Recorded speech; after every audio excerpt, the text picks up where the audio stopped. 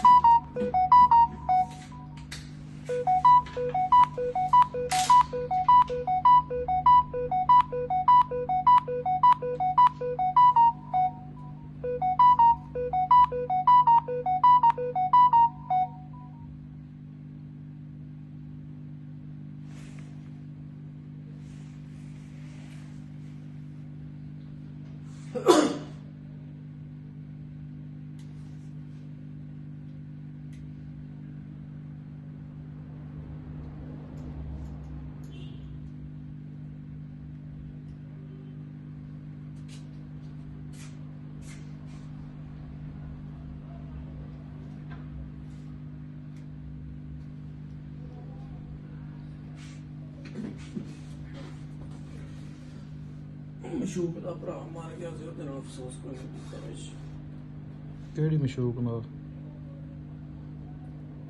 ਤੁझे ਨਾਲ ਉਹਦਾ ਵਿਚਾਰਾ ਦਾ ਭਰਾ ਮਾਰ ਗਿਆ ਰੋਜ਼ ਵਿਚਾਰਾ ਰਾਤੀ ਲੈਂਡ ਕਰਦਾ ਸੀ 12 ਵਜੇ ਲੈਂਡ ਹੀ ਕਰ ਗਿਆ ਗੁਜ਼ਾਰ ਦਾ ਮੰਨ ਮਸ਼ੂਕ ਕਿਹੜੀ ਕੋਤਰ ਦਾ ਮਸ਼ੂਕਾਂ ਤੁਹਾਡੀਆਂ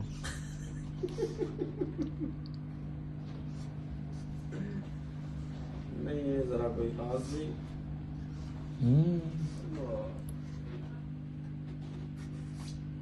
मैं नंबर ही ब्लॉक किया और इसे रिटर्न मैसेज किया उसका भाई बहुत हो गया है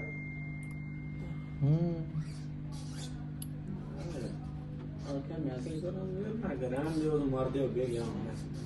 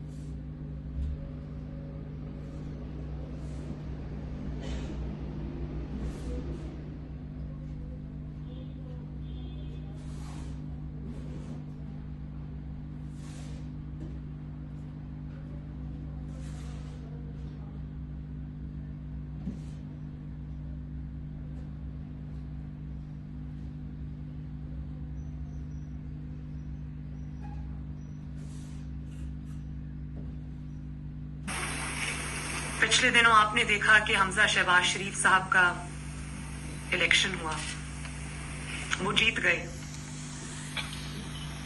तहरीक इंसाफ सुप्रीम कोर्ट की रजिस्ट्री में दरखास्त लेकर गई, दीवारें फैलांदी सुप्रीम कोर्ट की लाहौर रजिस्ट्री की, और कौम ने देखा कि छुट्टी के दिन रात को रजिस्ट्री खुली, रजिस्ट्रार घर से भागा भागा आया, उसने कहा जी पिटिशन किधर है? तो तहरीक इंसाफ के लोगों ने कहा कि पिटिशन तो अभी तैयार नहीं हुई। तो पिटिशन उसने कहा हम यहाँ बैठे हैं, आप पिटिशन तैयार करें। ये कभी किसी मुकदमे में हुआ? लोगों की पिटिशंस जाती इंसाफ के लिए, वो पिटिशंस लगती ही नहीं, वो इंतजार में कई हफ्ते महीने गुजर जाते हैं। अब मैं उसकी तफसील में जाऊंगी तो वो एक बहुत लंबी लिस्ट है।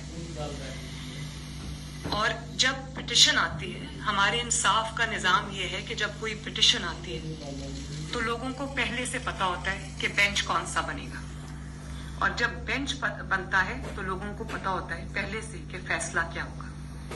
ये है इस वक्त हमारे मुल्क में इंसाफ की हकीकत। संजरानी साहब के इलेक्शन में 6 वोट्स रिजेक्ट होते हैं, स्पीकर रूलिंग देता है, सुप्रीम कोर्ट में जाते हैं तो कोर्ट कहती है कि जो स्पीकर की रूलिंग है उसको चैलेंज नहीं किया जा सकता, लिहाजा वो 6 वोट्स जो हैं वो रिजेक्टेड। अब आप आ जाएं पंजाब असेंबली की तरफ। वहां पर स्पीकर ने रूलिंग दी कि चौधरी शुजात हुसैन साहब जो पार्टी के सरबराह हैं, उनकी मर्जी के खिलाफ जिन्होंने वोट दिए हैं वो काउंट नहीं होंगे। तो सुप्रीम कोर्ट ने उनको बुलाकर कटहरे में खड़ा किया, हालांकि वो भी डेप्यूटी स्पीकर की रूलिंग थी, उसको खड़ा किया। कासिम सूरी साहब को क्यों नहीं बुलाया गया सुप्रीम कोर्ट में, जबकि सुप्रीम कोर्ट ने कहा कि आइन टूटा है? क्यों उनको नहीं बुलाया गया?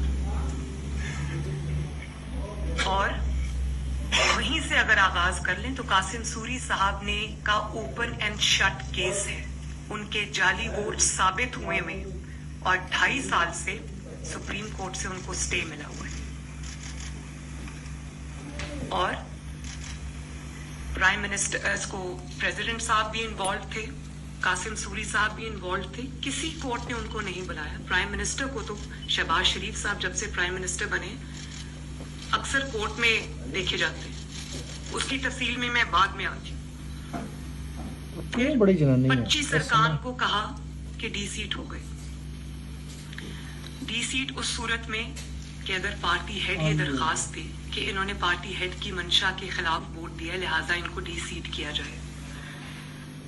आपने डी सीट भी कर दिया, कहा कि उनके वोट्स भी नहीं गिने जाएंगे।